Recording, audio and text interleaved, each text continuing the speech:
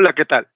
Bienvenidas y bienvenidos a una sesión más de los seminarios permanentes de educación continua del Sistema Educativo de Salud para el Bienestar, CIESABI, que contribuyen al desarrollo de competencias del personal de salud y favorecen la implementación del modelo de atención a la salud para el bienestar. El día de hoy corresponde al Seminario Permanente de Calidad y Seguridad del Paciente. Nuestro tema, prevención de caídas como acción esencial de la seguridad del paciente, estrategias y protocolos en los establecimientos de salud. Para esto nos acompaña la maestra Fabiana Maribel Cepeda Arias, quien es, me voy a permitir leer una breve semblanza de ella. La maestra tiene como formación la licenciatura de enfermería por parte del Instituto Politécnico Nacional. Cuenta con maestría en ciencias en área de sistemas de la salud por la Universidad Autónoma de Aguascalientes. Por supuesto, entre su trayectoria ha sido o ha fungido como jefa de enfermería de la Coordinación de Atención Integral de Segundo Nivel en la Unidad de Atención Médica a nivel central del Instituto Mexicano del Seguro Social en el 2015. Ha sido también integrante del líder para la implementación del modelo institucional para prevenir y reducir las infecciones nosocomiales. Por supuesto, también ha contribuido y ha participado como auditora del Consejo de Salubridad General. Asimismo, ha fungido como coordinadora de programas de enfermería, coordinación de áreas médicas, división de hospitales, nivel central del Instituto Mexicano del Seguro Social. Por supuesto, también ha sido asesor metodológico para la elaboración de guías de práctica clínica en el mismo instituto. También ha sido integrante del Grupo para el Mecanismo de la Colaboración de las Organizaciones de Sociedad Civil y del Gobierno Federal para el Diseño de Políticas Públicas. Ha fungido como subjefa de enfermeras de la Unidad Médica de Alta Especialidad. Ha también participado como líder en el proceso de mejora de medicina familiar de la Dirección de Prestaciones Médicas del Instituto. También ha sido monitor clínico de investigación para la proyección en investigación, seguridad y eficacia de Duracep. También ha sido jefa del piso de unidades hospitalarias de segundo y tercer nivel de atención. Y por si fuera poco, en estos momentos se encuentra realizando funciones como titular de la coordinación de la jefatura de enfermería del Instituto Mexicano del Seguro Social. Maestra Fabiana, es para nosotros un honor y un gusto tenerla el día de hoy en nuestro seminario permanente de calidad. Por supuesto, en representación del doctor Rosbel Toledo Ortiz, quien es el titular de la Coordinación de Educación e Investigación, asimismo, por parte del doctor Arturo González Ledesma, titular de de la División de Calidad y Certificación Médica del IMSS Bienestar, le damos la más cordial bienvenida el día de hoy aquí. Para nosotros es un honor tenerla y sobre todo con este importante tema del cual indudablemente usted tiene un amplio expertise y una amplia experiencia. Maestra, pues sea usted bienvenida. Muchas gracias. Muchas gracias, doctor Hernández. Pues yo saludo a todos y a todas con mucho gusto. Agradezco mucho la invitación que me hicieron a participar en IMSS Bienestar. Gracias al doctor Rosbel Toledo, a la doctora Concepción Grajales, por supuesto, al doctor Arturo González Ledesma, a la doctora Abigail Mesa. Pues en esta oportunidad les voy a presentar justamente un tema que nos atañe a todos y que es muy relevante en el marco de las acciones esenciales de seguridad del paciente. Y en este sentido, pues haré énfasis importante en cuáles son esas estrategias y protocolos que debemos seguir para aplicarlos en los establecimientos de salud.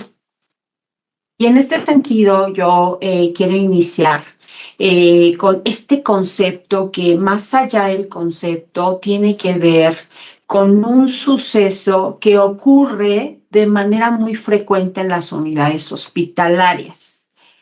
Las caídas se identifican como sucesos que son involuntarios, es decir, son inesperados, nadie quisiera que sucedieran. Sin embargo, estos sucesos hacen perder el equilibrio del individuo y obviamente tener un impacto ya sea contra el suelo o con alguna otra superficie en un evento que usualmente la persona puede estar sola o acompañada. Este es el concepto de la Organización Mundial de la Salud y va enmarcado en el concepto per se de la caída. Pero cuando nosotros hablamos de caídas en un sistema de salud, involucra la participación de personajes distintos en comparación si la caída sucede en un domicilio, por ejemplo. Pero ¿cómo podemos entender las caídas en un ambiente hospitalario? Primero, debemos entender que es un hecho real.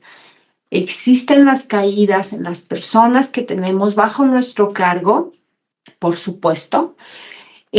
Hace algunos años, todavía 2 décadas, las caídas eran consideradas en las unidades hospitalarias como un hecho que debía ocultarse. Un hecho del cual, pues, también las organizaciones de salud se avergonzaban y también era un tema discrecional en el que incluso los pacientes que tenían consecuencias, pues no se vislumbraba cuáles eran la pertinencia de poner algunas barreras de seguridad. No obstante, estas caídas tienen consecuencias para la salud del paciente. Pueden ser consecuencias de tipo físico, pero también consecuencias de tipo psicológico. Es decir, la persona, una vez que tiene un evento de caída, puede no volver a querer bajar de la cama o ir a bañarse o utilizar ese banco de altura que generó desde su percepción la caída. O evitar tener contacto con esa persona trabajadora de la salud o con ese dispositivo de apoyo para que se evite la caída, porque ya en su concepción tiene específicamente la idea de que hay factores que condicionaron su caída y no quiere volver a repetirlos.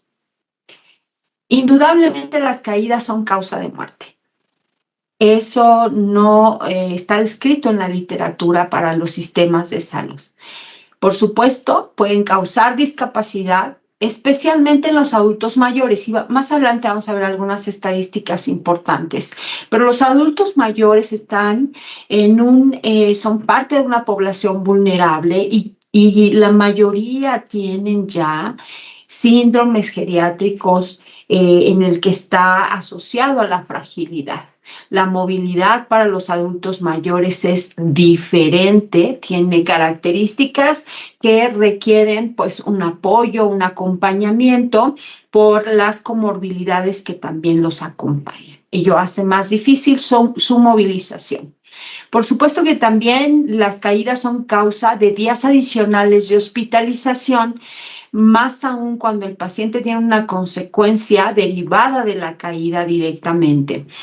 Y bueno, pues ello implica costos económicos para las familias porque pues tienen que tener un desembolso de gastos de bolsillo adicional del que no tenían previsto o del que tenían previsto, y también son costos adicionales para las instituciones de salud, toda vez que pues requieren de días adicionales de hospitalización, requieren atención por el personal de salud durante más tiempo. Si la caída implica detonar que se tenga que hacer una intervención quirúrgica, por ejemplo, en los traumas cráneoencefálicos.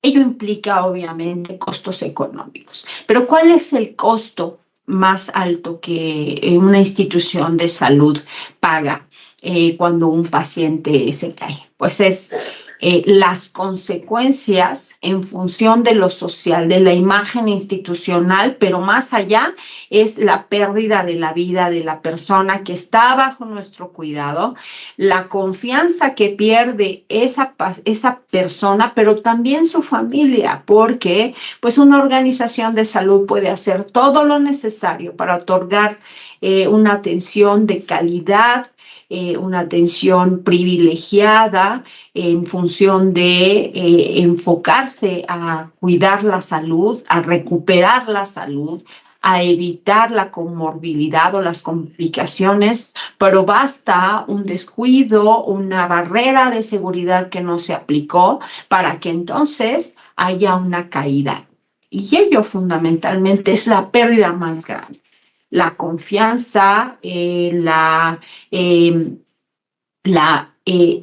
cercanía de la persona, de la familia con la institución de salud y por ende, pues todos aquellos aspectos legales que pueden derivarse de una caída que, pues en algún momento decía yo, pues es un elemento o un factor inevitable que se puede evitar, más adelante lo vamos a ver, pero que nadie pensó premeditadamente en ocasionar una caída a una persona. Y justo por eso es que es importante ver cuál es la dimensión del problema, de qué se trata las caídas, a quiénes afectan. Son la segunda causa mundial de muerte por traumatismos involuntarios. Las personas mayores de 60 años, les decía yo, son quienes más sufren de estas caídas por síndromes de fragilidad, obviamente porque las personas adultas mayores también requieren de dispositivos de apoyo para su movilización y también requieren de otros dispositivos como por ejemplo los lentes que usualmente por políticas absurdas en las instituciones de salud pues retiran al paciente los lentes y todos aquellos dispositivos que hacen una mejor calidad de vida en su día a día. Pero tenemos la idea aún en las organizaciones que debemos de quitar todos los dispositivos, incluso las dentaduras postizas, los lentes, los aparatos auditivos, etcétera, como pensando en que se contamina el ambiente hospitalario si las personas ingresan este tipo de dispositivos a las unidades hospitalarias. No obstante, son ideas que ya tenemos que romper, es un tabú lo que estoy comentando. Tenemos que mirar hacia una organización de salud que pueda otorgar a las personas que están bajo nuestro cuidado las mejores condiciones para que pues ellos pasen su vida hospitalaria o sus días de estancia hospitalaria lo mejor que puedan. De tal manera que pues las causas más comunes de una caída, pues generan lesiones y daños en los pacientes que pueden ir de un raspón o una lesión muy ligera en la piel hasta, les decía yo, pues la necesidad de una intervención quirúrgica o bien la pérdida de la vida. Es el evento adverso más frecuente en los hospitales. La incidencia es de 3 a 5 casos, de 3 a 5 casos por cada 1000 días cama. ¿Y por qué este indicador lo miden por días cama? Porque cada día que está esa persona en el hospital, se identifica como un riesgo inminente cuando las organizaciones no tienen establecidas políticas que puedan reducir el riesgo de presentar una caída. De tal manera que, pues, un día en un hospital, con esta interpretación se entiende que por cada día que estás en un hospital es un día más de riesgo para que te puedas caer o puedas perder la vida. Indudable es que necesitamos caminar en el sistema de salud para que cada día que los pacientes estén hospitalizados se entienda que es un día de seguridad, un día en el que esa persona va a estar lo mejor cuidada, lo mejor asegurada y que no le va a pasar nada. No obstante, hoy la tendencia es pensar en un indicador que mide esta frecuencia de eventos adversos de acuerdo a los días cama en los que cada quien está en el hospital. De tal suerte que, pues cuando se ha volteado a ver las caídas y se han realizado análisis para ver cuáles son los elementos que condicionan una caída, pues se han preguntado desde hace muchos años los sistemas de salud, la misma Organización Mundial de la Salud y otras organizaciones que ahora han nacido para la seguridad del paciente. Se han hecho esta pregunta: ¿las caídas realmente se pueden evitar? Bueno, pues la literatura dice que sí. En el 100% las caídas se pueden evitar porque es impensable que una persona que esté en el hospital no esté cuidada, no esté vigilada, no se establezcan medidas de seguridad. Entonces, las caídas se pueden evitar al 100% en los hospitales. No es como las infecciones asociadas a la atención de la salud, que tienen que ver con otros factores que condicionan su presencia o no, no solo lo relacionado con el establecimiento. En el caso de las caídas, toda la responsabilidad de una caída en la organización tiene que ver con las políticas que están en ese establecimiento. Y algunas personas en algún momento me han preguntado, pero también es culpa de las personas, de los pacientes, de los familiares, y entonces lo señalan como una culpa. Y en realidad no, porque la organización debe tener políticas establecidas para dar todos esos mecanismos de seguridad, darlos a conocer al paciente y a la familia. Más adelante vamos a ver a qué me refiero. Con este concepto, entonces, de que todas las caídas se pueden evitar, tendríamos que pensar cómo las vamos a evitar, cuáles son aquellas estrategias que se han llevado a cabo desde organizaciones de la sociedad civil, ya decía yo, u organizaciones gubernamentales internacionales. Ustedes saben bien la historia de lo que ha pasado con la seguridad del paciente, al menos en el tema de las acciones esenciales. Desde el 2007, pues estas 9 soluciones para la seguridad de los enfermos incluían dentro de ella pues las caídas. Fue en el 2007 también cuando Joint Commission International logró establecer 5 objetivos internacionales que por mucho tiempo entendimos como pues algunas metas internacionales. Después, en ese mismo año, alguien más dijo, a ver, está la 6ª meta internacional, y quedaron 6 metas internacionales, y por mucho tiempo así las entendimos. Hasta el 2017, que se publicó en el Diario Oficial, pues justamente las acciones esenciales para la seguridad del paciente, que todas tienen un efecto preventivo. Y estas acciones, obviamente, pues salieron de toda la evaluación de los puntos críticos que pueden dañar a una persona durante la atención en los servicios de salud, ya sea ambulatorio u hospitalario. De tal manera que las acciones esenciales para la seguridad del paciente nos han venido acompañando ya como tal desde el 2017, porque además pues lo hicieron público como obligatorio mediante el Diario Oficial de la Federación.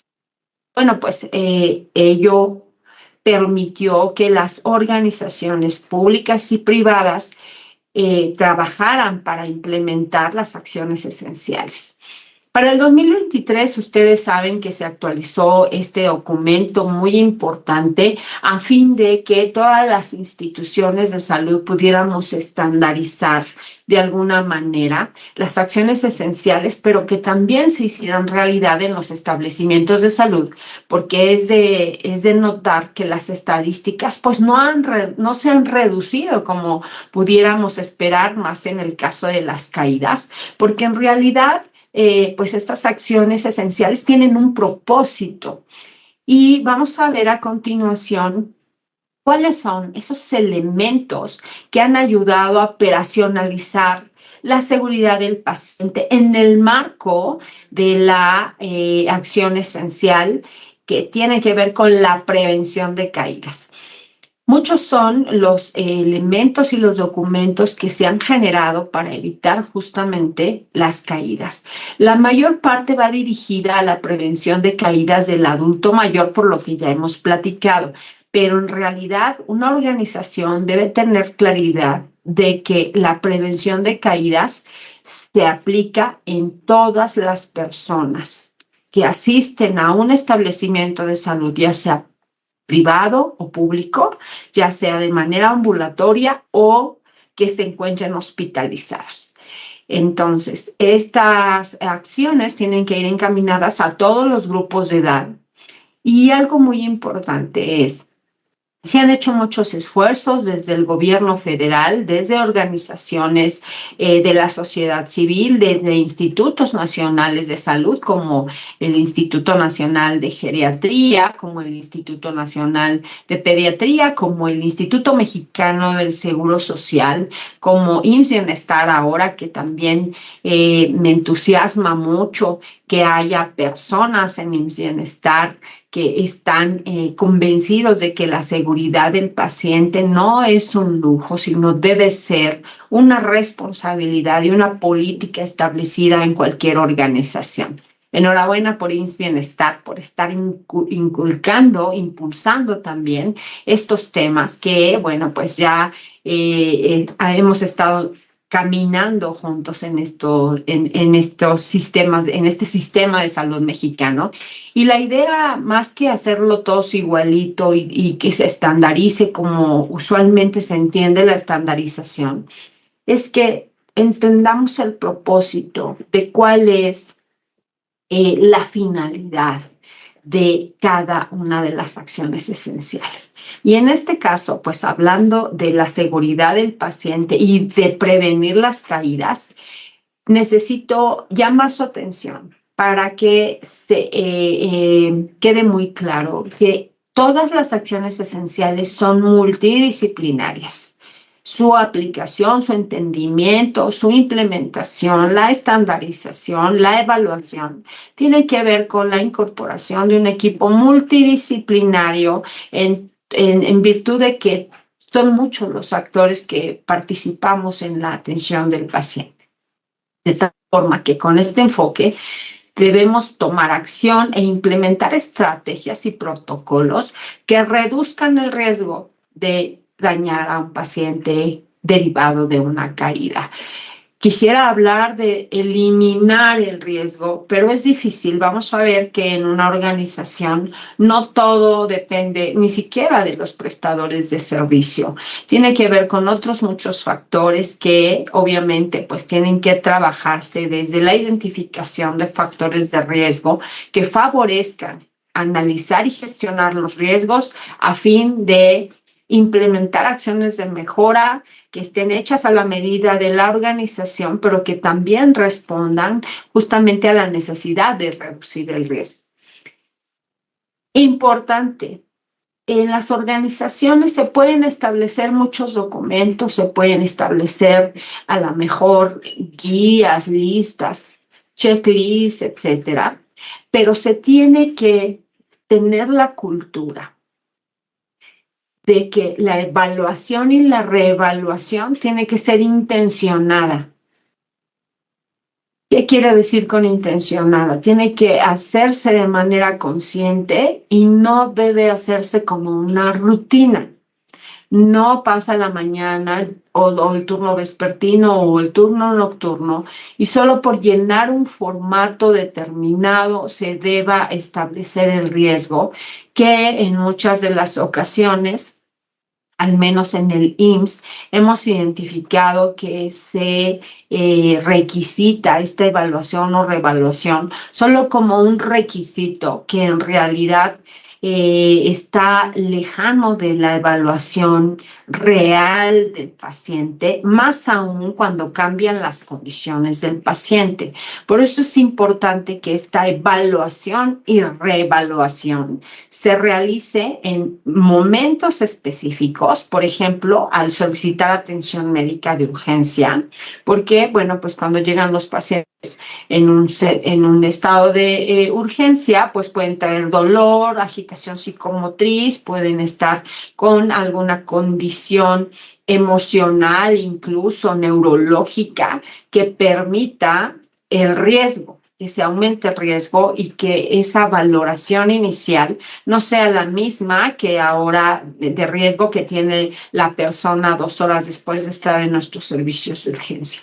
Por eso es importante también realizar esta evaluación o esta reevaluación en cada uno de los procedimientos o cuando se va a someter a algún tratamiento durante la hospitalización para reducir la probabilidad de ocurrencia. Ya hablábamos de los días de estancia.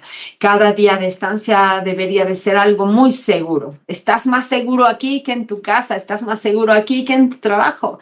Y hoy, pues, el escenario, pues, es distinto. Sin embargo, hay especificaciones muy claras que establece las organizaciones para poder evaluar y reevaluar el riesgo de caídas. Y es que esta evaluación es justamente una de las herramientas más importantes para prevenir las caídas. Es importante que se tenga una herramienta y esa herramienta debe ser validada.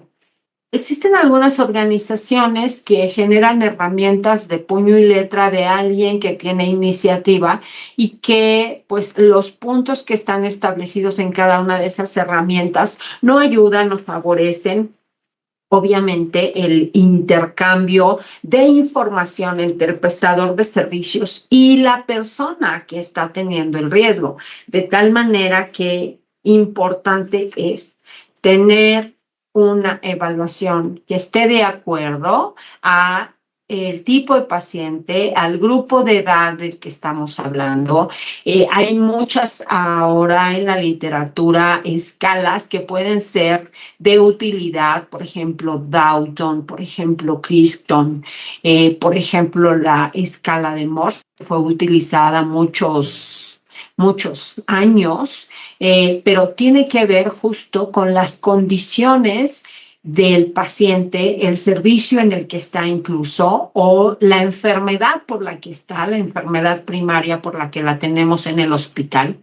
Y también no olvidar a la población pediátrica, que obviamente tiene condiciones de entendimiento diferentes, de movilización diferentes, y que obviamente ahí la condición cambia porque en general en pacientes pediátricos está la familia cerca.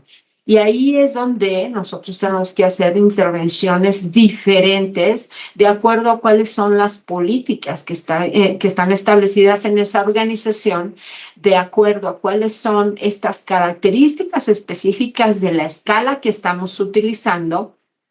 Y aquí es importante que en la organización se evalúe la misma escala en todos los servicios de ginecología, por ejemplo, o en todos los servicios de urgencias, o en todos los servicios de hospitalización que tengan características similares.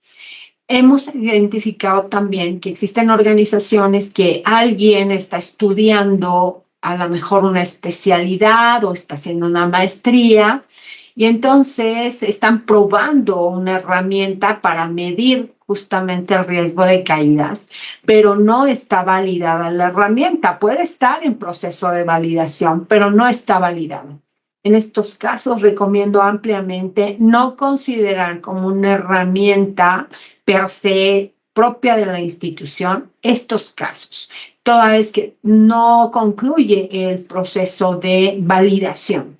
Hablemos de que la validación no es solo que el jefe, el director, la directora de la unidad médica o las altas autoridades autoricen el uso de esta herramienta. Tiene que haber un proceso de validación muy específico, de acuerdo a la literatura, con base en la mejor evidencia, donde se haga un análisis estadístico como un alfa de Cronbach, por ejemplo, para poder evaluar cuál es esa validación de la herramienta que nos permita justo medir lo que se pretende medir. De tal suerte que aquí les dejo un ejemplo de lo que debería de tener ese tipo de herramientas. Aquí este es un ejemplo de la valoración del riesgo de caídas en pacientes que están en el servicio de ginecobstetricia.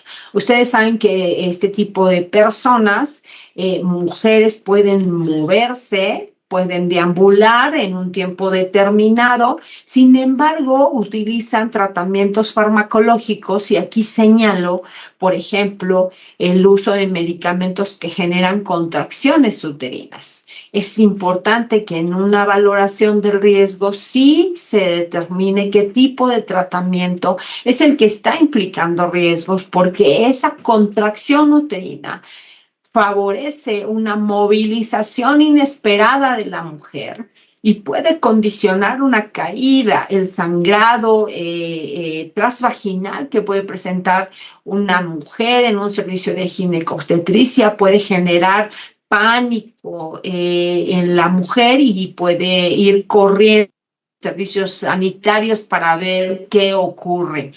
De tal manera que son varias las circunstancias que favorecen que esta valoración del riesgo de caída sea muy específica.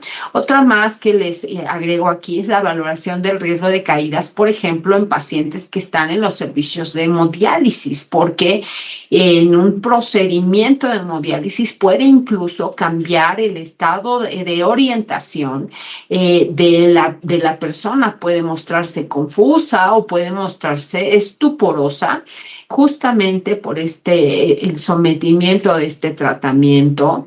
Y es importante también considerar en cualquiera de las escalas cómo vamos a evaluar y a reevaluar en los casos de que las personas tengan un idioma diferente al habitual, que tengan ideas socioculturales distintas, que hablen un lenguaje diferente, que tengan sordera, que no puedan hablar, ¿verdad? Que sean mudos o mudas, que tengan alguna limitación para la comunicación. Es importante poder identificarlo, así como también personas que están bajo sedación, personas que utilizan algún medicamento que puede condicionar, por ejemplo,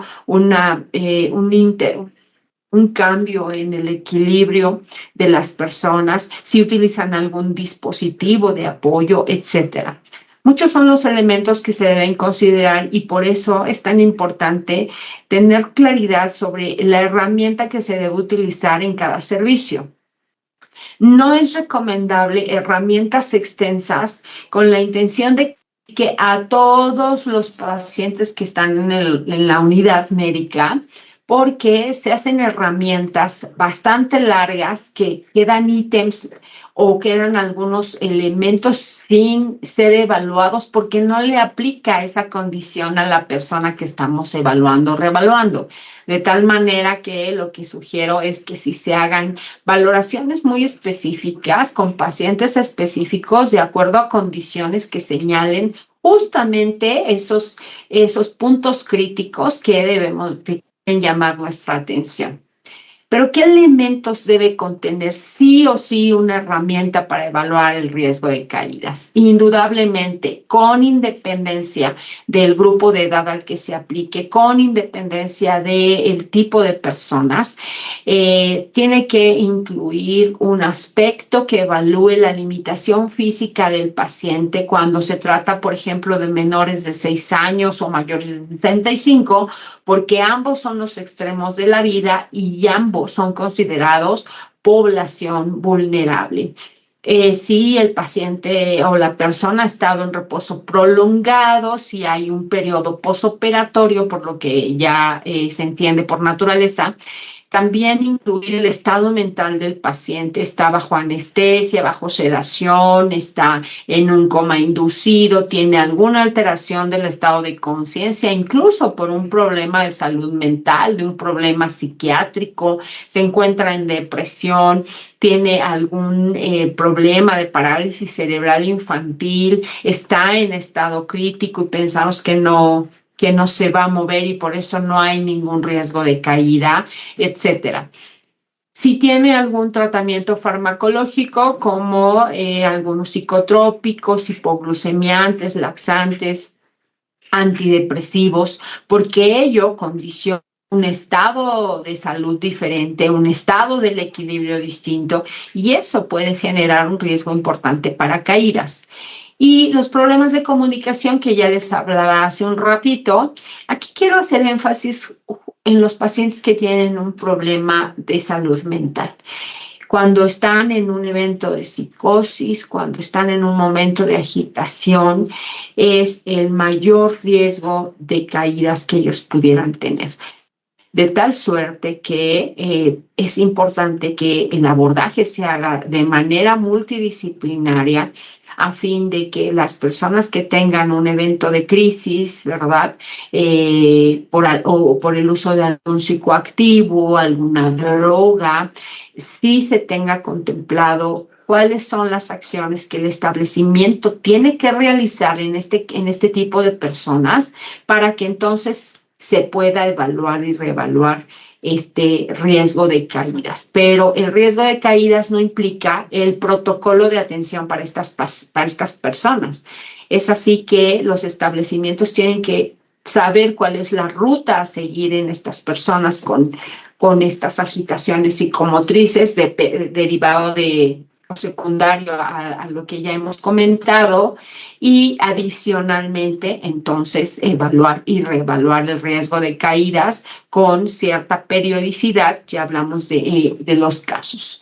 ¿En qué momento se tiene que reevaluar el riesgo de caída? Ya hablábamos de pacientes en urgencias, pero justamente es en el primer contacto que se tiene con la persona. Por eso se enmarca la mayoría en los servicios de urgencias, pero en realidad el primer contacto no se da ahí solamente, se da también, por ejemplo, en las consultas externas de especialidad, o se da en las unidades de medicina familiar o en los centros de salud, donde se tiene el primer contacto con las personas.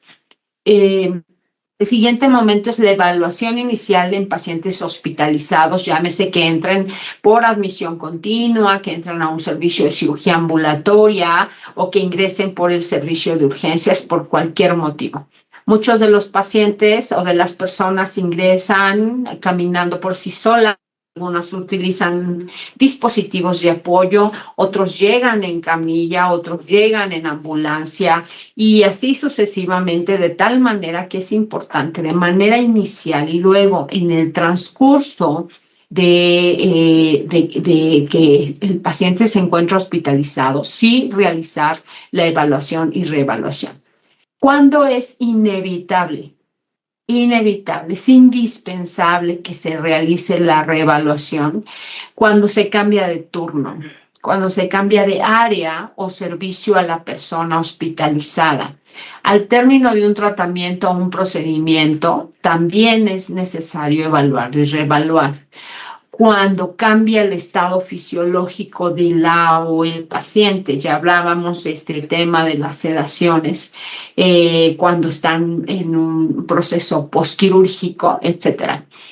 De tal suerte que en muchos de los establecimientos el mayor problema es justo la reevaluación, porque se entiende que por la organización de nuestro sistema de salud existen turnos, la mañana, la tarde, la noche, las jornadas acumuladas.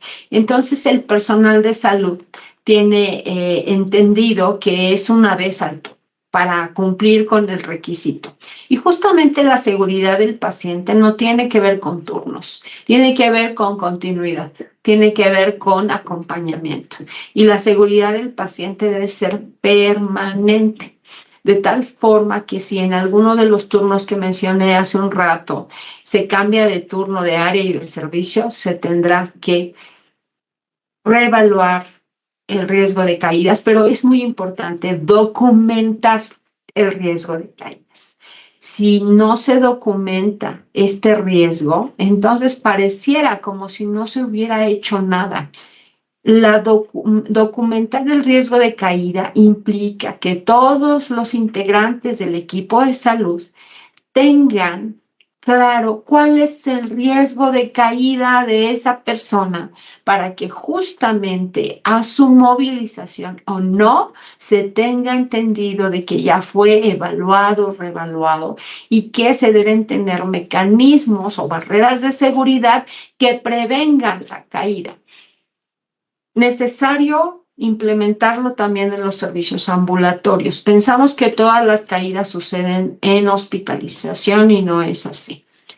En los servicios de hemodiálisis, donde están los pacientes un tiempo determinado, 3, 4 o hasta 5 horas en un servicio de hemodiálisis, pues ellos pueden tener una descompensación hemodinámica, como ustedes saben, dado el procedimiento, y puede haber un riesgo de caídas. En quimioterapia, por supuesto, procedimientos odontológicos, también porque obviamente este cambio postural que se hace una vez terminado el procedimiento odontológico, más si este fue prolongado, pues también genera un cambio en el equilibrio de la persona y puede condicionar una caída. En las tomas de biopsia, por ejemplo, en la instalación o retiro de un dispositivo intrauterino y otros muchos. Estos son no solo ejemplos, pero son muchos los procedimientos que se realizan de forma ambulatoria, como los servicios de radiodiagnóstico, por ejemplo, posterior de tomar una tomografía o algún otro tratamiento invasivo o ya sea de diagnóstico. Les decía yo que la prevención de caídas es fundamental. Ese es el principio básico. ¿Qué sucede en los niños? En nuestra cultura organizacional, en nuestro sistema de salud, la ley también define que el menor no puede quedarse solo. Tiene que estar acompañado en todo momento de un familiar, de sus padres preferentemente, de tal suerte que pues haya siempre alguien de la familia con el menor, ya sea el papá o la mamá, o bien se tiene que hacer algún trámite para que se autorice la presencia de algún tutor o de algún otro familiar del menor. Pero, ¿qué sucede con los menores en el sistema de salud? Los trabajadores de la salud pensamos que ya la presencia de la familia sustituye todo cuidado que deberíamos proporcionarle al menor. Hay escasa comunicación bidireccional con el familiar o el acompañante porque justo damos por hecho que el familiar va a estar siempre con el menor, pero dejamos de lado que ese familiar también come, también realiza necesidades fisiológicas, también tiene derecho al descanso, al sueño, a dispersar un poco su mente cuando está en esta circunstancia de acompañamiento de un familiar menor de edad, más si es su hijo o hija. De tal manera que el personal de salud debe dar estos espacios en los que pues el familiar también pueda realizar pues sus funciones fisiológicas. Y por esto la comunicación bidireccional es fundamental con el personal de salud, específicamente con la persona o personas que están a cargo del menor. Aquí quiero aprovechar para decirles que el personal de enfermería en todos los sistemas de salud es quien más está en tiempo con los pacientes. Eso es indudable. Tenemos la fortuna de estar más tiempo con con las personas bajo nuestro cuidado. Pero ello no implica que el personal de enfermería sean los únicos o los más responsables de la persona que está bajo nuestro cuidado, más hablando de un menor. Entonces, es importante aquí que sí haya una comunicación muy efectiva con el familiar, con el menor en la medida de lo posible, que las habitaciones donde estén los menores de edad estén muy iluminadas, que se realice la evaluación y reevaluación de caídas las veces que sea necesario. Y el tema de las caídas en los menores de edad tiene que ver con el exceso de confianza del personal de salud, pero también de los familiares. Entonces, el exceso de confianza debe de ser un elemento que no tendría que estar en el entorno hospitalario. Por el contrario, tendríamos que estar haciendo acciones más efectivas que aseguren que esa persona no va a tener ningún riesgo de caída y que además haya una visibilidad muy explícita para revisar, para ver al paciente desde lejos. Por eso no es recomendable que en los servicios de pediatría se cubran las ventanas con el pretexto de cuidar la individualidad de los niños y las niñas. Es muy importante que sí se tenga controles de enfermería donde se pueda observar, visibilizar y tener como ese contacto con las personas que están a cargo de los menores, y que también el personal de salud puede estar viendo de manera directa qué ocurre con los menores de edad. De tal suerte que, bueno, pues aquí es importante también implementar las medidas que sean necesarias para reducir los riesgos de caídas. De nada sirve que nosotros hagamos la evaluación, la reevaluación, se documente en todos los formatos que están establecidos en el expediente clínico de acuerdo al ámbito de competencia de cada personal de salud, si no se realizan las acciones. De nada sirve que yo ponga en el expediente que tiene un riesgo alto de caída y no realice ninguna intervención que favorezca la prevención de esa caída. Aquí les pongo un ejemplo de lo que nosotros hacemos en el Instituto Mexicano del Seguro Social, justo para prevenir las caídas una vez que se identifica el riesgo. Cuando un paciente tiene riesgo bajo, por darle solamente 2 ejemplos de cada uno, pues primero se tiene que levantar los barandales de la unidad, hablando por unidad de la cama o camilla. Mantener el servicio libre de objetos que obstaculicen el tránsito de la persona. Y aquí es importante explicar a la persona o al familiar el proceso para el cual se debe de incorporar desde la posición de decúbito dorsal. Y es importante decir que debe esperar un momento antes de deambular, primero sentado y después empezar a deambular con apoyo. Cuando identificamos un riesgo medio, pues obviamente tiene que ver con colocar los frenos de la silla de ruedas, evaluar los efectos de la medicación. Son acciones que ya son muy explícitas en cada organización. ¿Y qué sucede cuando tienen el riesgo alto?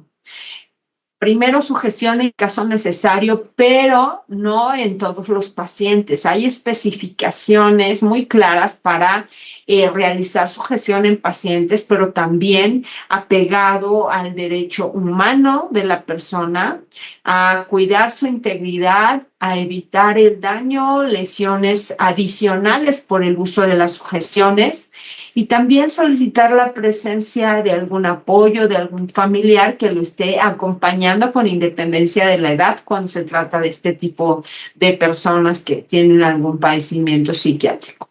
Y así sucesivamente, es como cada organización debería de implementar sus acciones específicas una vez que se identifica el riesgo de caídas, de acuerdo a las escalas que se utilizan.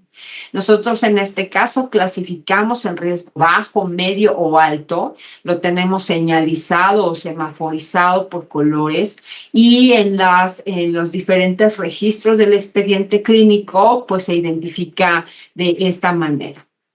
Importante es la educación a las personas, a las personas que cuidamos, a los usuarios de los servicios, a los familiares, a los acompañantes, la educación. Tenemos que explicar, darnos tiempo de explicarles cuál es el mecanismo por el cual vamos a trasladar a un infante fuera de la cuna, cómo no debemos separarnos de un menor o de una persona que está en población, que es parte de la población vulnerable.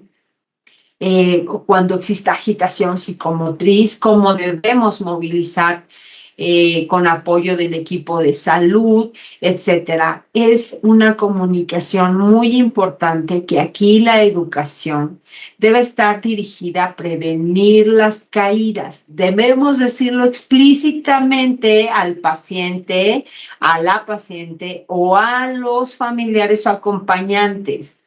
¿Cómo prevenimos las caídas?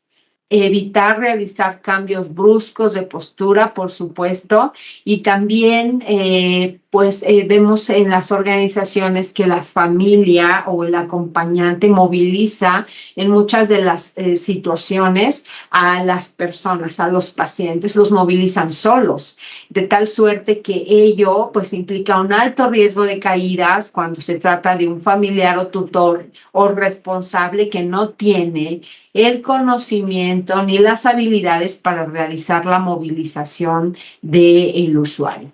De tal suerte que importante es, sí, avanzar con ese tema. ¿Cuáles son algunas otras de las acciones? Estas son acciones específicas para reducir el riesgo de caídas. Ya no quedan en lo descriptivo, ya no quedan en el papel, aunque sí se tiene que plasmar qué intervenciones se realizaron una vez que se evaluó el riesgo. Algunas de ellas son verificar el funcionamiento de los barandales de las camas, de las camillas, de los frenos, de los descansabrazos. Pero yo aquí quiero señalar algo muy importante. Fíjense, por muchos años se pensó y he escuchado de las personas, personal de salud que dice, es que tenemos que empezar porque las camas tengan barandales. Eso es lo más importante, porque de nada sirve que nosotros realicemos acciones si las camas están en condiciones inapropiadas y no tienen barandales. Les platico que la literatura ha descrito que las caídas en las unidades hospitalarias suceden aún con las camas con barandales. Y no quiere decir que el paciente se pase el barandal. Es decir, que no existe una cultura en la que el trabajador de la salud, la familia, el paciente, ponga los barandales aún teniéndolos. Entonces, no todo tiene que ver con la infraestructura. Mucho tiene que ver con el factor humano, con lo que las personas podemos hacer para evitar los daños. Importante es ¿qué sucede en los traslados de los pacientes? El traslado debe ser cuidado. El traslado no puede ser corriendo, a menos que corra riesgo inminente en la vida de la persona. Y no puede ir solamente alguien moviendo la camilla o la silla de ruedas con el paciente. Tiene que ir alguien más, un tercero que ayude a la movilización en caso de que sea urgencia y se requiera ir de una manera perentoria. La camilla indudablemente con barandales en una posición elevada, que tenga el freno funcional, que no se atore nada y sobre todo la capacitación que debe tener el personal que moviliza a los pacientes es fundamental. Ya sea que la movilice en alguna camilla, en la misma cama, en silla de ruedas, fundamental que el freno esté funcional, fundamental que se haga con seguridad, fundamental que el ascenso y el descenso a los elevadores sea cuidado, que se le explique a la persona que se está trasladando que debe tener sus brazos encima de su pecho o abdomen, que no debe sacar ninguna extremidad al exterior de la camilla o de la cama, y debe haber esas medidas de seguridad que justamente previenen que haya una lesión o que haya una caída durante el traslado. Algunas otras medidas importantes son estas acciones de seguridad que hacemos sí o sí. Yo he insistido mucho durante la presentación en esta sujeción. Yo les voy a decir una cosa. Las lesiones no solamente son caídas, y en muchas ocasiones, por evitar una caída, ocasionamos una lesión diferente, que no se cae el paciente, pero sí lesionamos de manera importante los miembros pélvicos o torácicos derivados de una sujeción que es inapropiada. Hoy ya tenemos en el Compendio Nacional de Insumos para la Salud estas fijaciones, estas sujeciones que ya están, ya vienen del fabricante, vienen ya acondicionadas de tal manera que pueden ser seguras, que pueden ser resistentes y que pueden ser utilizadas con seguridad en las personas. Entonces debemos ya transitar a un tipo de fijación que no vulnere los derechos humanos de las personas, que no cause una lesión, porque el fin no justifica los medios. Entonces evitamos que se caiga, pero pues también le causamos una lesión en los miembros pélvicos o torácicos. Y aún así, existen casos de personas que estaban sujetas y que se caen de la cama o aún se voltean con todo el dispositivo, con la camilla. Entonces eso implica que las consecuencias de una caída con todo y el dispositivo, con todo y la camilla, con todo y la cama, pues tenga pues una naturaleza diferente a la que podríamos haber esperado. Por eso es importante que todas las organizaciones sí tengan un protocolo donde esté implícito el consentimiento informado cuando se trata de sujeción, que tengan el consentimiento informado para realizar los estudios ambulatorios que requieren un traslado.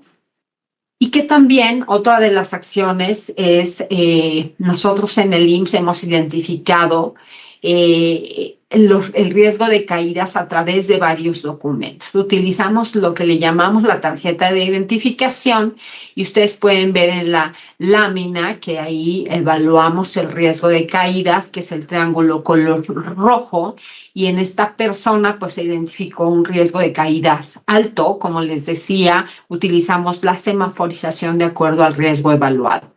También evaluamos el círculo verde, tiene que ver con úlceras por presión, etcétera. Entonces, ha sido una buena estrategia en nuestra organización incluir esta evaluación o este resultado de manera visual.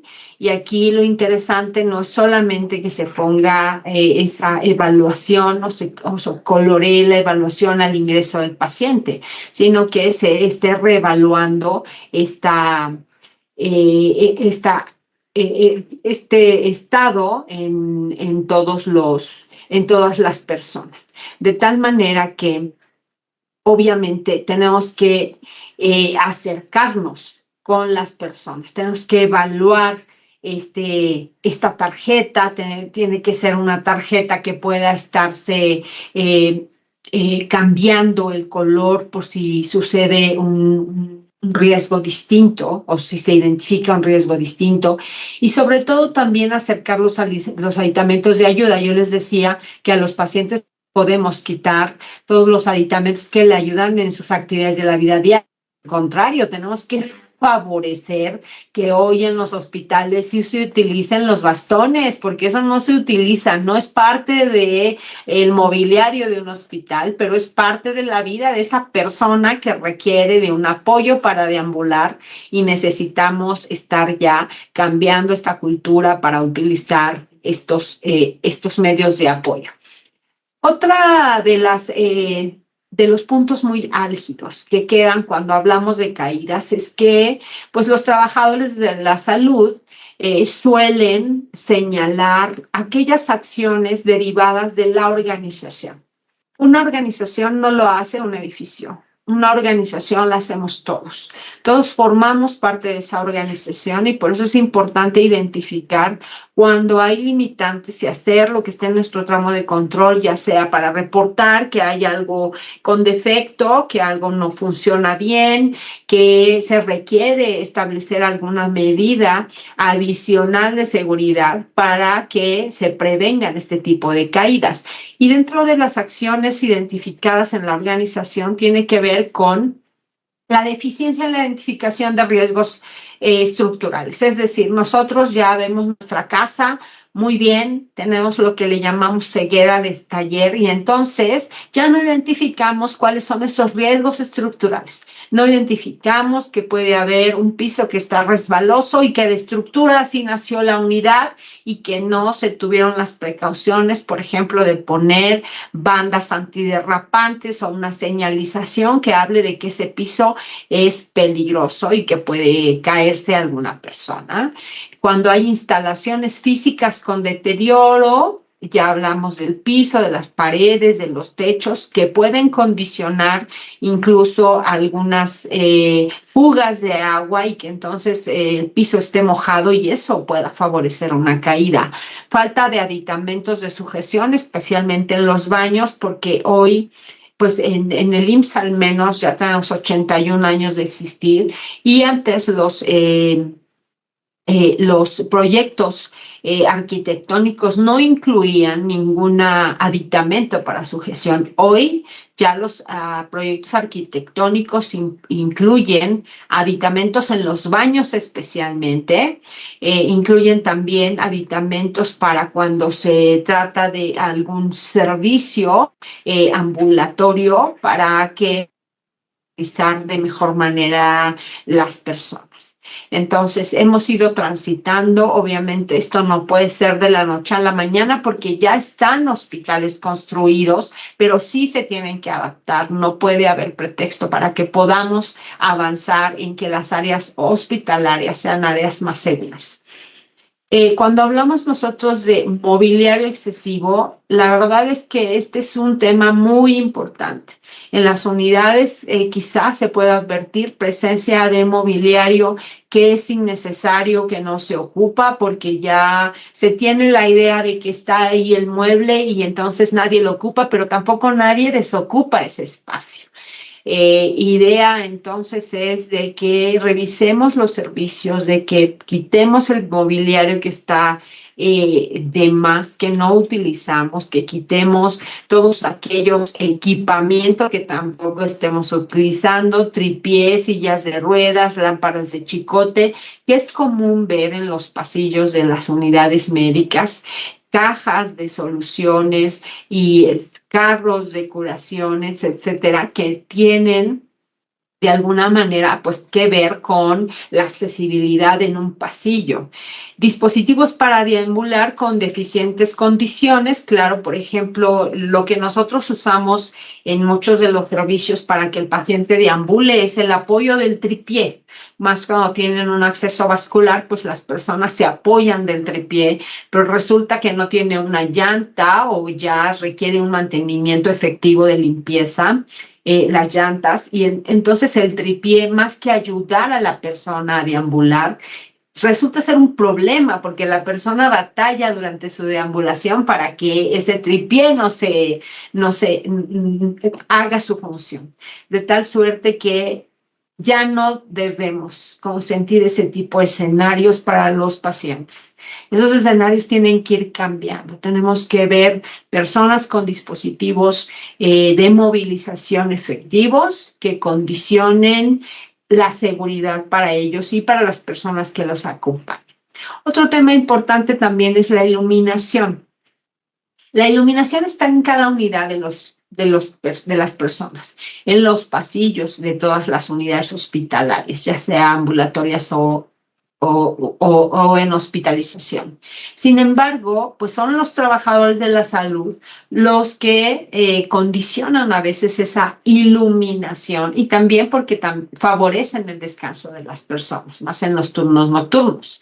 Sin embargo, por eso es importante afianzar la comunicación con las personas para acercarles también estos dispositivos, el cómodo, el orinal, a las personas que no tienen familiar o que se encuentran de noche y que sabemos ya de acuerdo a la evaluación que le hemos hecho a la persona que requiere de frecuentar estos servicios sanitarios durante la noche. Entonces, es ofrecerle tener al alcance estos dispositivos de eliminación a fin de que pues, se favorezca y se reduzca el riesgo. Otra parte más de la estructura hospitalaria tiene que ver con los baños. Es el lugar donde más se caen las personas, no solamente los adultos mayores. Hablemos entonces ya de utilizar sillas de baño. Nosotros en el IMSS ya tenemos dentro de estos servicios las sillas de baño, más en los hospitales de nueva construcción, es parte ya del mobiliario hospitalario, las sillas de ruedas que son de baño también.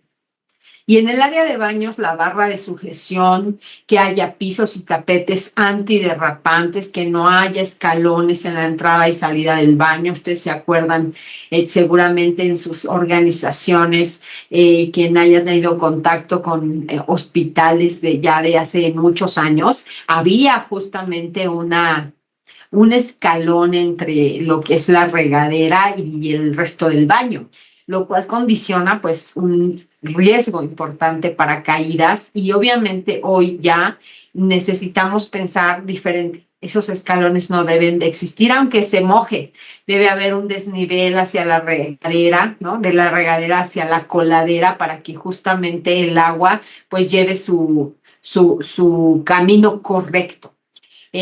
También mantener las habitaciones libres de mobiliario. Muchas veces son los mismos pacientes los que llevan un exceso o los familiares, un exceso de cosas, ¿no? De mochilas, de maletas para la estancia hospitalaria del paciente y mucho de ello también condiciona un obstáculo para que se pueda hacer la movilización de manera correcta. Por ello es indispensable sí tener la unidad del paciente de manera óptima. Ya hablábamos de la iluminación, ya hablábamos de este interruptor de timbre y de luz, que dicho sea de paso, en las organizaciones es poco común, al menos en las públicas, que la persona, el paciente, el usuario, utilice un timbre, porque nuestra cultura es, ¿por qué utilizas el timbre si yo soy una enfermera o soy un médico, o soy un trabajador social o soy una nutricionista o soy de cualquier categoría y no me gusta que me llames a través de un timbre, pero eso es cultural. En realidad, todas aquellas personas que nos dedicamos a los servicios de salud, estamos para servir y el servicio implica disponibilidad. El servicio implica que estés dispuesto o dispuesta a atender, a orientar, a explicar a la persona que requiere tus servicios. Entonces, una forma de llamarte es a través de un timbre y eso está bien. No tiene que ver con que te ofendas, al contrario, tiene que ver con el uso de los medios necesarios para que haya una comunicación entre la persona que estás cuidando y el prestador de servicios. Mantener alguna iluminación nocturna dentro de la habitación, ya hablábamos de la importancia de ello. Mantener las puertas abiertas de la habitación sin cortinas que impidan su vigilancia. Y aquí tener mucho cuidado cuando hablamos de la confidencialidad, de la individualidad de la persona y cuando hablamos de que estamos obstruyendo totalmente la visibilidad que permita la vigilancia de las personas. Colocar bancos de altura para uso inmediato cerca de la cama. Pero vean, este banco de altura que les pongo en la lámina es un banco de altura nuevo que tiene las gomas muy bien adheridas, que no tiene pues alguna posibilidad de romperse porque está nuevo, que trae las 4 gomas de las 4 patas que sostienen el banco y que esas son las condiciones óptimas que tendrían que estar todos los bancos. Pero un poco lo que decía al principio, si se identifica que un banco no está en estas condiciones o algún dispositivo no está igual, pues se tienen que hacer las gestiones para notificarlo a quien debamos notificarlo para que se haga el cambio pertinente de ello. Y si no lo hacen, porque también se entiende que hay ciertos requisitos, cierto trámite, entonces no lo uses porque ese es un riesgo adicional que le estamos poniendo como organización a la persona para que se caiga. Y se recomienda el uso de calzado cerrado. En las organizaciones usualmente no proporcionamos el calzado a la persona que está hospitalizada, pero sí es muy frecuente que solicitemos a la familia que le traiga unas sandalias. Bueno, necesitan ser antiderrapantes, necesita ser un calzado cerrado que no sea un calzado que pueda condicionar, pues que se resbale la persona, que no esté antiderrapante y que eso pueda condicionar justo el uso de ese dispositivo, de esas sandalias, el riesgo de caídas. No tiene ya que ver con la organización, no tiene ya que ver con el familiar, no tiene ya que ver con el prestador de servicios, tiene que ver con ese calzado que nadie evaluó y que damos por hecho que ya la familia lo llevó. Pero nosotros como prestadores de servicios, como personal de salud, sí tenemos la responsabilidad primero de orientar, de educar al familiar, al acompañante, al tutor, sobre cuáles son las características que debe tener ese calzado, porque si se lo decimos una vez que lo adquirió, pues entonces ya estamos gastando, le estamos haciendo gastar innecesariamente esa persona. Por eso es que también eso tenemos que advertirlo desde el ingreso de la persona a fin de que pues sean acciones efectivas las que se lleven a cabo.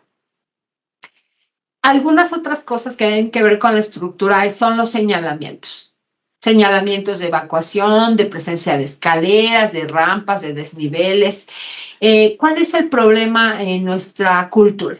Que no hacemos caso a las señalizaciones, lo damos por hecho que existe. Cuando hay una escalera o una rampa, debe tener siempre material antiderrapante. Cuando los dispositivos para deambular, como el uso de los bastones o de las andaderas, deben tener las gomas en los puntos de apoyo. Eso es indudable.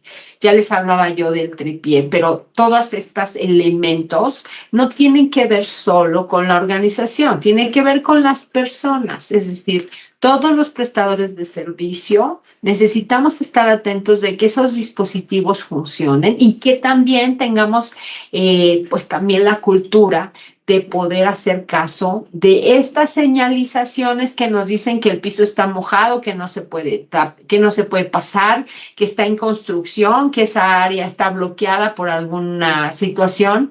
Necesitamos hacer caso de esas señalizaciones de tal manera que podamos estar apostando a espacios libres de obstáculos, espacios donde, les comentaba hace un rato, las centrales de enfermería estén bien iluminadas, haya una visibilidad hacia las personas que estamos cuidando, pero también, fíjense, que ya es tiempo de mirar a dónde están los otros profesionales de la salud. ¿Dónde está el personal médico? También debe tener espacios abiertos donde puedan visibilizar a los pacientes y puedan tener una vigilancia con ellos. Lo mismo nutrición, lo mismo trabajo social, lo mismo el servicio de camillería, donde todos los espacios hospitalarios tengan la visibilidad de ver a lo que nos ocupa, que son las personas que están bajo nuestro cuidado, de tal suerte que tengamos una visibilidad conjunta y todo el personal de salud estemos a cargo y haciendo acciones muy efectivas para mitigar la prevención de caídas. Les decía hace un ratito que es importante siempre el registro de todo lo que realicemos en lo que es la prevención de caídas. Y aquí les quiero, obviamente, recordar el propósito de esta acción esencial. El propósito fundamental es prevenir las caídas, prevenirlas en todo el sistema de salud. Ese es el propósito fundamental, porque la prevención tiene que ver con que nos evitamos un problema y se lo damos al paciente. Entonces, cuando hablamos de la madurez que tiene una organización para implementar una acción esencial, en este caso, las caídas, pues necesitamos evaluar cuántas caídas hay en un determinado periodo de tiempo. Hemos estado avanzando nosotros en las organizaciones. Ustedes conocen el sistema de registro de eventos adversos, que es de la Secretaría de Salud y que hace algunos años el Instituto Mexicano del Seguro Social estableció un sistema. Fue de los primeros sistemas digitales que se armaron, que fue lo que le llamábamos el sistema Vencer. Después tuvo versión Sistema Vencer 1 y después Vencer 2. Y este fue el sistema que como institución pasamos o les compartimos a la Secretaría de Salud, y ahora tienen este sistema de registro de eventos adversos y han avanzado con el desarrollo de ese sistema. Ya tiene obviamente pues una actualización importante, pero la idea es que aquí se registren los eventos adversos, toda vez que una caída es un evento adverso, indudablemente. Ya dependiendo de cuál es la consecuencia, pues ya se califica como un evento centinela quizá, dependiendo de la naturaleza que tenga la caída. Nosotros en el IMSS tenemos también este sistema en el cual nosotros registramos y notificamos de manera inmediata el caso de la caída de un paciente. Se hace un seguimiento clínico para hacer una valoración médica durante toda inicial, inmediatamente después de la caída y después durante toda su estancia hospitalaria hasta su egreso. Entonces nosotros hemos establecido este sistema institucional de registros de eventos que obviamente pues registramos todo el personal de salud. Anteriormente solo le dejaban esta tarea al personal de enfermería. Por fortuna, dada la madurez que tiene ya nuestra organización, también registra cualquier personal de salud. Tenemos monitores que vigilan que este registro sea el adecuado, y hay una serie ya de componentes que están establecidos que favorecen obviamente la mejor calificación o evaluación de cada uno de estos eventos que se registran en las unidades. ¿Quién puede registrar? Cualquier persona. Y ahora pues hemos transitado ya a una cultura diferente en la que no se señala a la persona, más bien se establecen medidas de mejora, acciones de mejora que favorezcan que ese evento no se vuelva a repetir. Y tiene que ver con estas estrategias preventivas universales, es decir, que se tienen que aplicar sí o sí a cualquier establecimiento de salud. Tiene que ver con la educación. ¿A quién? Al personal de salud, a los familiares, a los pacientes, a los directivos que toman decisiones, porque es ahí donde mucho de lo que se realice o no en una organización tiene que ver con los tomadores de decisiones, que entiendan la trascendencia y la prioridad que tiene la seguridad de los pacientes. Luego, la capacitación a todo el personal de salud en la unidad, especialmente aquellos quienes se encargan de hacer los traslados, los estudios ambulatorios, los estudios de tratamiento, de diagnóstico, ya hablamos de algunos servicios hospitalarios también, de tal suerte que se creen entornos más seguros, entornos donde también se utilice pues estos dispositivos que ya habíamos hablado. Y hoy tenemos que cambiar a priorizar la investigación relacionada con caídas. ¿Por qué se caen los pacientes en nuestras organizaciones? Eso permite establecer políticas que sean efectivas, eficaces y que ayuden a reducir los riesgos y que no se repitan. Por eso hablamos de prevención. Pero ¿qué sucede si solo nos quedamos contando las caídas? 20, 30, 50, 10. no nos dicen nada, porque no estamos hablando de las acciones que estamos llevando a cabo para prevenir las caídas, que justo ese es el centro del propósito. El propósito fundamental de esta acción esencial es la prevención, no es el registro de las caídas. No es contar cuántas caídas, cuántos se nos cayeron en un periodo de tiempo, es prevenir cuántas acciones está haciendo la organización para prevenir las caídas, quiénes están involucrados, en qué momento se evalúa y se reevalúa, quiénes son los tomadores de decisiones que van a estar involucrados cuando se identifica que hay un riesgo y se tiene que gestionar para que esa organización evolucione.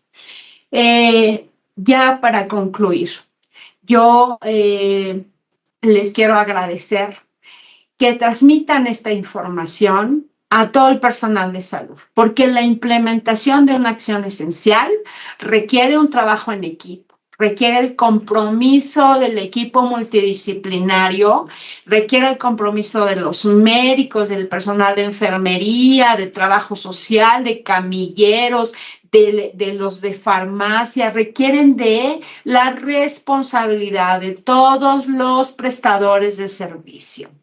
Importante es sí tener en la organización un líder que marque la pauta. No podemos hacernos que nadie está de responsable en el componente de acción esencial de prevenir las caídas. Debe haber un líder que marque la pauta, que establezca, a lo mejor en el seno del COCACEP, que establezca qué acciones se están llevando a cabo para prevenir las caídas. Si hay una caída, indagar, investigar cuáles fueron esos elementos de riesgo que condicionaron la caída y por qué sucedió, más que señalar a la persona, no de ser.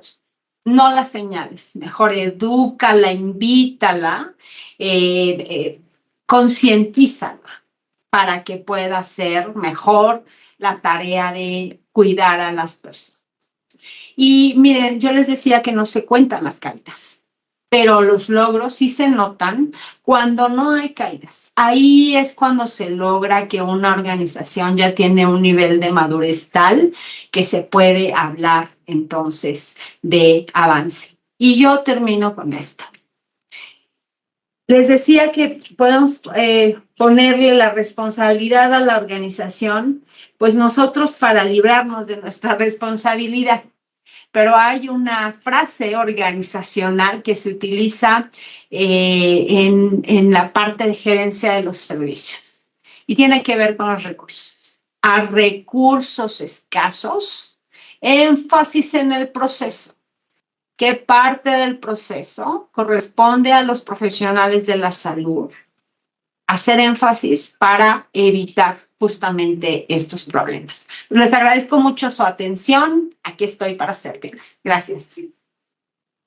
Maestra Fabiana, muchísimas gracias. De verdad, muy interesante esta ponencia, la información que usted nos brindó indiscutiblemente, y creo que podría hablar por la mayoría de las personas que han estado opinando dentro de las redes sociales, inclusive dentro de nuestro chat en esta sala, porque comparten todos los criterios que usted nos ha informado. Algunos le mandan muchos saludos, y solo para conocimiento de usted, antes de entrar a los comentarios, tenemos presencia de más de 27 estados de la República Mexicana y más de 72 establecimientos de salud que están conectados, identificados, aclaro el punto. Y eso es muy bueno porque significa que tenemos muy buena afluencia, y por supuesto hay muchas personas, tanto del Instituto Mexicano del Seguro Social como de parte del IMSS Bienestar, así como personal de la Secretaría que no está aún todavía pues transferidos, son estados no transferidos, y eso es muy bueno. Significa que continúan creyendo en nosotros, y bueno, en este caso les agradó mucho el tema por parte de usted, doctora. Ahí voy a empezar a leer comentarios. Aquí hay una persona externa del mensaje importante, y ahorita le damos la palabra también a la doctora Abigail. Si gusta, doctora Abigail, adelante. Iniciamos en lo que leemos lo demás.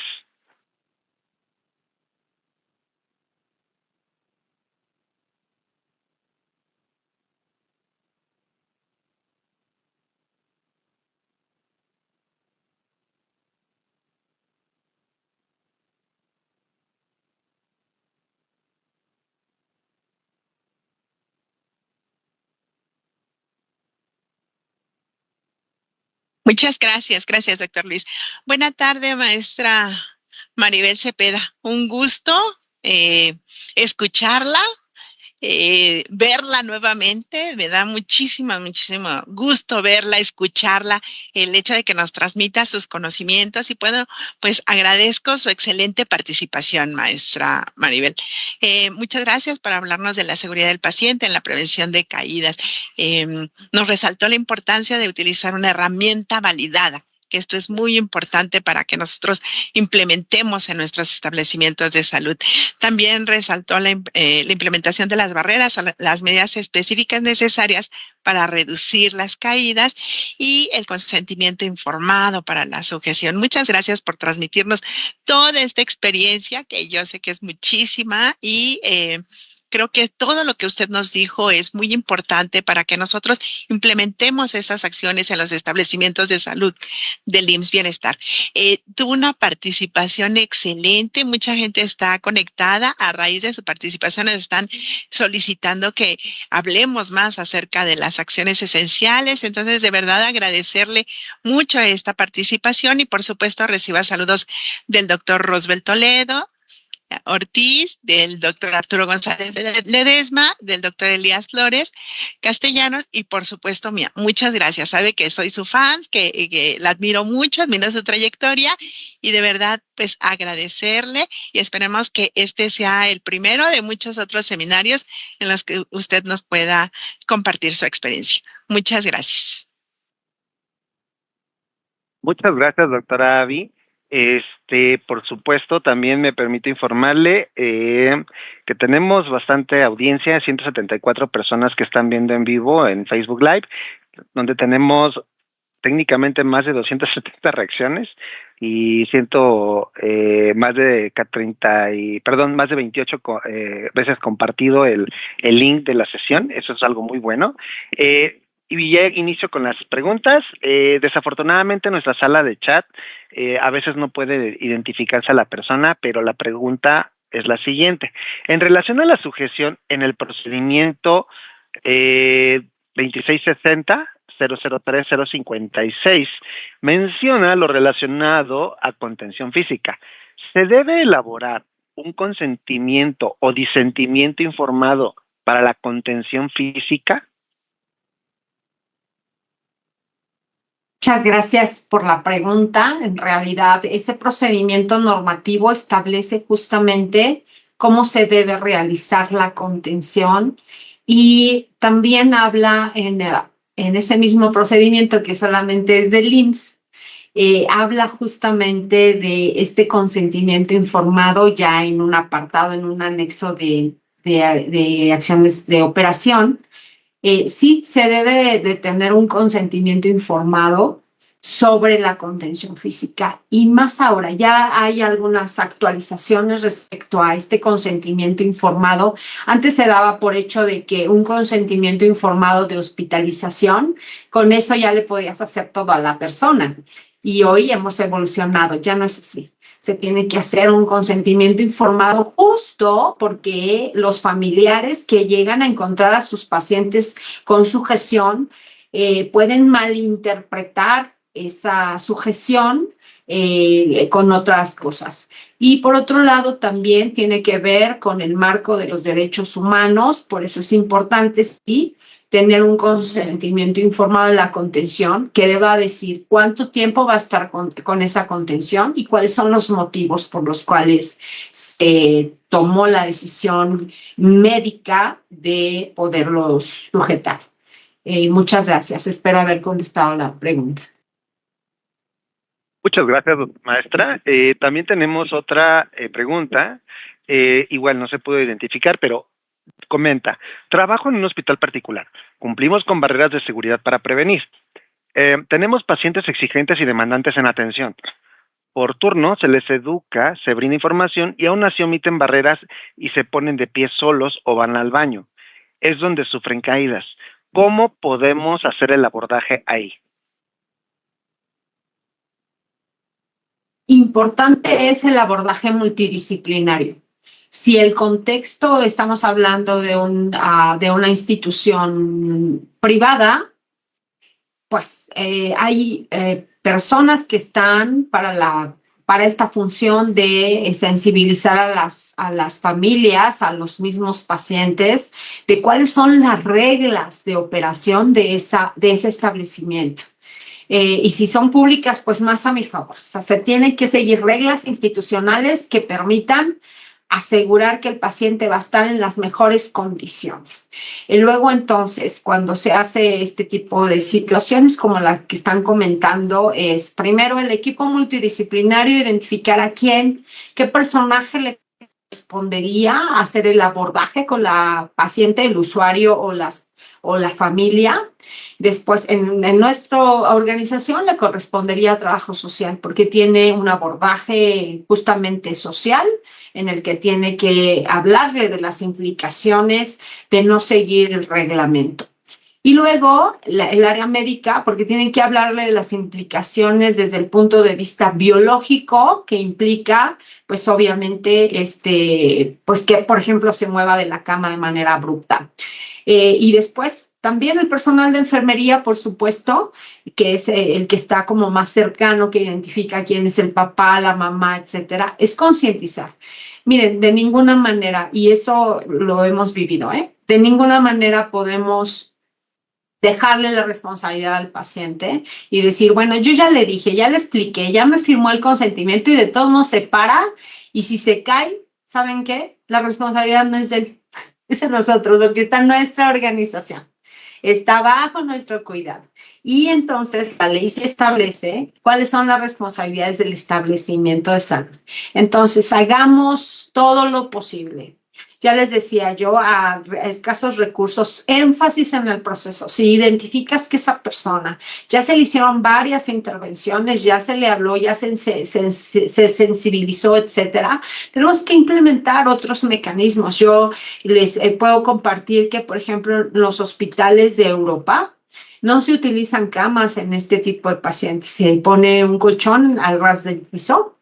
Y ahí se ponen a los pacientes que tienen una agitación psicomotriz importante o que se quieren estar parando, se ponen al ras del piso los colchones. Entonces, es una estrategia que en nuestra cultura aquí en México no va a pasar porque todavía no estamos listos, pero ya en países de una evolución o de un nivel de madurez distinto sí sucede y eso ha evitado muchísimas caídas y muchísimas lesiones porque también están las paredes acoginadas y hay todos los elementos estructurales para evitar una lesión en los pacientes. Sería mi comentario. Muchas gracias.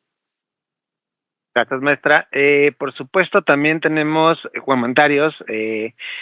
Por el momento creo que no tenemos más dudas. Sin embargo, me permito extenderle las felicitaciones, tanto por redes sociales como las hay aquí en nuestra sala de chat, desde Cristóbal de las Casas, del Hospital de la Mujer, excelente ponencia, felicidades, saludos del Hospital de Reforma, también en Chiapas, estupenda ponencia desde Ciudad de México, muchas gracias, es un importante tema, también comentarios de nuestras redes sociales, como es en Facebook. Bueno, María Elena García Cruz nos sugirió que consideramos las sesiones de todas las acciones esenciales de seguridad del paciente y bueno, ya también le contestamos a su comentario que también tenemos un curso en la plataforma de CIESAVI de acciones esenciales para la seguridad del paciente en el marco del modelo único de evaluación para la calidad que es el MUEC y bueno, lo tenemos ahí, pero vamos a considerar esta opción por supuesto.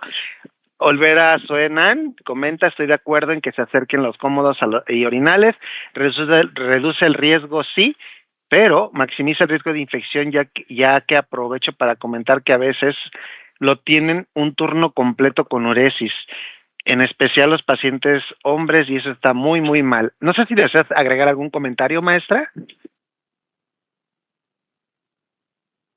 Justamente tenemos que romper muchos tabús. A ver, las infecciones asociadas a la atención de la salud. En la literatura no hay algo descrito respecto al uso de dispositivos para eliminación, donde diga que los orinales o los cómodos pues, pueden favorecer esa transmisión de infecciones. porque además, pues las infecciones más frecuentes son las relacionadas con el uso de catéter urinario, con el uso de catéter venoso central, con el uso de ventilación mecánica y las asociadas a un evento quirúrgico. No digo que el que esté un dispositivo, un orinal o un cómodo todo el turno no ocasione un ambiente insalubre, pero no una infección asociada a la atención de la salud. Un ambiente insalubre, por supuesto que lo condiciona. No obstante, por eso es importante que el personal de salud, sí tengamos una visión diferente de los servicios de salud. Hoy tenemos que cambiar las prácticas, debemos dejar las rutinas a un lado y tener una práctica muy consciente de lo que se debe hacer en un servicio, ¿no? Si es práctico dejar a un paciente con un orinal todo el tiempo, todo el turno, pues veamos cuáles son esos efectos de los que hablaba la persona que intervino, ¿verdad? No una infección asociada a la atención de la salud, pero sí condiciona incluso un mal olor en los servicios, ¿no? Que no te dan ganas de estar ahí, de tal forma que sí necesitamos pensar diferente. Necesitamos ya quitar esa cartabón, ¿no? De un sistema de salud que a lo mejor tiene malas prácticas y necesitamos hoy tener una evolución en la conciencia de la prestación de los servicios. Sería mi comentario. Muchas gracias. Muchas gracias, maestra. También existe otro comentario. Licenciado en Enfermería Fernando Collac nos comenta: ¿qué estrategia se puede utilizar para incluir o adherir a los médicos a las barreras de seguridad, AESP? Todavía existen muchos médicos que piensan que las AESP son solo para enfermería. Si me permiten comentar, soy médico y definitivamente no son solo de enfermería, pero la dejo contestar a usted, doctora. Muchas gracias. Pues yo agradezco mucho esta pregunta. Fíjense que hemos trabajado mucho, porque hemos trabajado el gremio de enfermería. Y justo con el pretexto de que estamos todo el tiempo con ellos, dicen, pues, ¿quién está con mucho tiempo con ellos? Pues las enfermeras. Y si se cae el paciente, pues es responsabilidad de las enfermeras. Y si no le pasa, si le hacen cualquier situación que tenga que ver con cualquier acción esencial, lo identifican con las enfermeras. Pero ¿saben por qué? Somos la mayor fuerza laboral en cualquier sistema de salud. Porque cualquier proyecto que se implemente en un hospital, primero lo hacen las enfermeras y los enfermeros, por supuesto. Pero me quiero ceñir a esta pregunta. ¿Qué estrategia se puede utilizar? Yo les decía hace un rato que tenemos que identificar cuál es la responsabilidad de cada quien. Los médicos y otros personajes también son responsables de la seguridad de las personas que estamos cuidando. Y nosotros lo que hemos hecho es educarlos, sensibilizarlos. O sea, también se van a los cursos de acciones esenciales.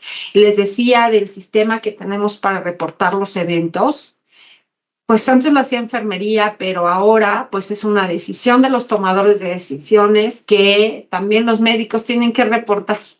También el personal de otras categorías tienen que reportar los eventos porque esto es algo que no se puede tapar con un dedo.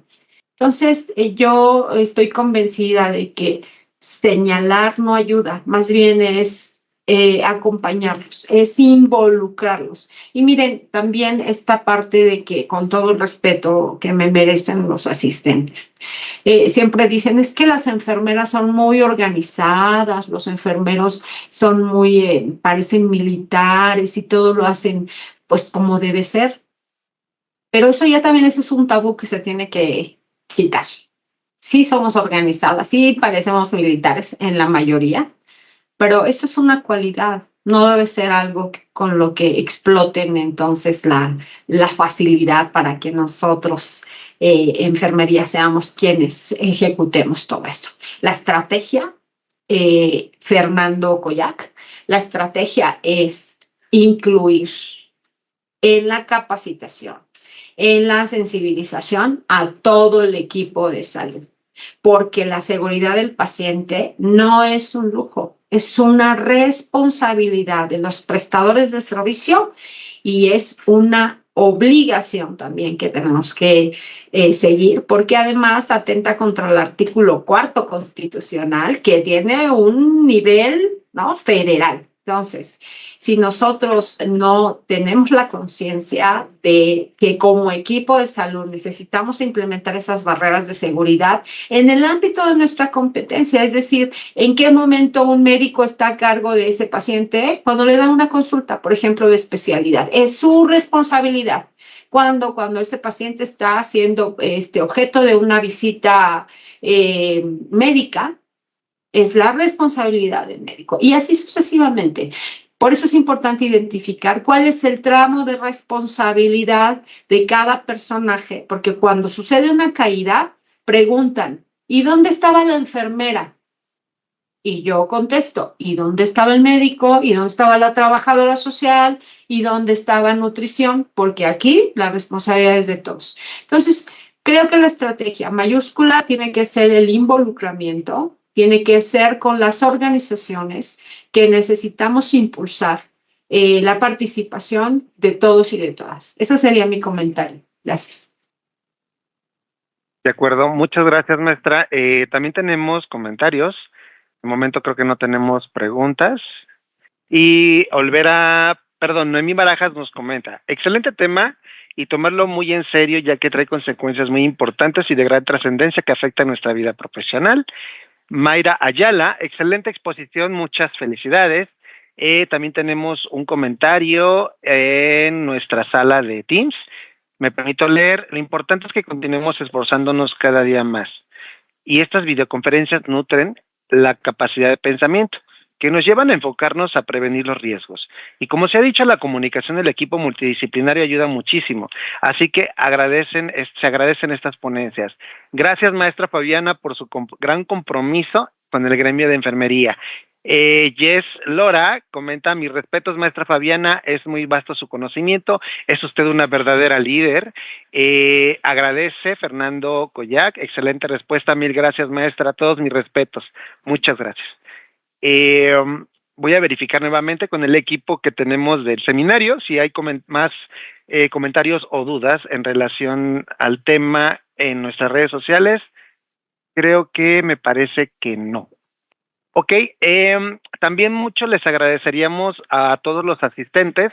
Colocamos una liga para la respuesta para que nos puedan ayudar, por favor, a hacer responder nuestra encuesta de satisfacción. Sabemos de antemano que no estamos adaptados a ello, es algo que estamos implementando aquí en nuestro seminario de calidad con la finalidad de mejorar, tener áreas de mejorar estas partes que probablemente, pues, aunque también pueden mejorar aún más, ¿no? Maestra, no sé si tenemos muchos agradecimientos de todos los estados, tanto en las redes sociales como aquí. La verdad, maestra, muchas gracias, muchas felicidades por todo. Me voy a permitir cederle la palabra, entonces, si no hay más dudas, al doctor Arturo González Ledesma, quien funge como nuestro titular de la División de Certificación y Calidad Médica. Doctor Arturo, no sé si esté ya listo por aquí.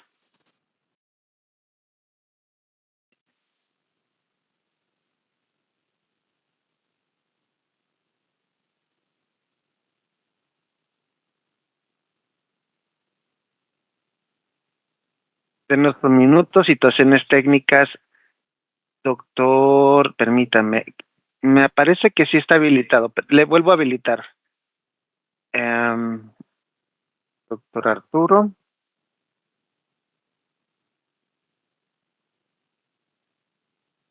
Listo, doctor. A ver si me puede ayudar a verificar si ya tiene los permisos. Listo, Luis. Gracias. Maestra Fabiana Cepeda, igualmente que la doctora Abigail, le agradezco su gran intervención. Sabemos que es una persona de experiencia, que a todos nuestros compañeros y compañeras les es de utilidad, y sobre todo cuando es un trabajo interdisciplinario, multidisciplinario. Y en efecto, también diría que otro aporte por qué el personal de enfermería lo hace. Cuando hacemos los reportes adversos, quien mayor tiene la cultura de calidad es el personal de enfermería, y es algo que se está rompiendo a nivel nacional. que cualquier persona, inclusive personal de vigilancia, ellos pueden observar muchos eventos adversos, inclusive centinelas, lamentablemente, podamos participar como un equipo. Para ya no alargar esta reunión, nuevamente agradecerle y a nombre de nuestro coordinador de Educación e Investigación, el doctor Rosbel Toledo Ortiz, que por cuestiones de agenda no pudo presentarle y saludarla en este momento, nos solicitó que le diéramos un fuerte abrazo a la distancia y agradecerle, como siempre, este apoyo.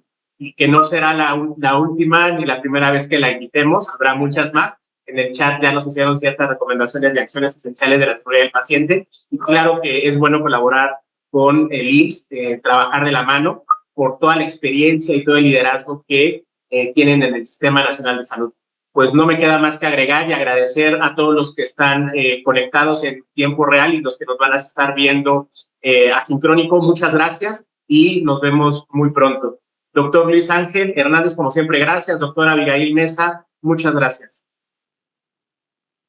Es un gusto recordarles a todos los asistentes que esta sesión, como dijo el doctor, queda asincrónica en el repositorio de CIESAVI. Hay que ingresar al módulo de seminarios permanentes, identificar el seminario de calidad y, por supuesto, la sesión de la maestra Fabiana. Y a la maestra Fabiana, pues, le hacemos llegar todos los comentarios que ustedes nos aporten en nuestra encuesta de satisfacción. Para nosotros es muy importante. Les recuerdo que esta sesión la maestra Fabiana la hace con mucho gusto, de manera gratuita, y participa de manera altruista con nosotros, y qué mejor que el reconocimiento de todos nosotros a usted por haber participado con nosotros. Que tengan estupendo día, maestra Fabiana, muchas gracias por todo. Muchas gracias, un fuerte abrazo a todos y a todas. Buenas tardes. Hasta luego, buena tarde. Hasta luego.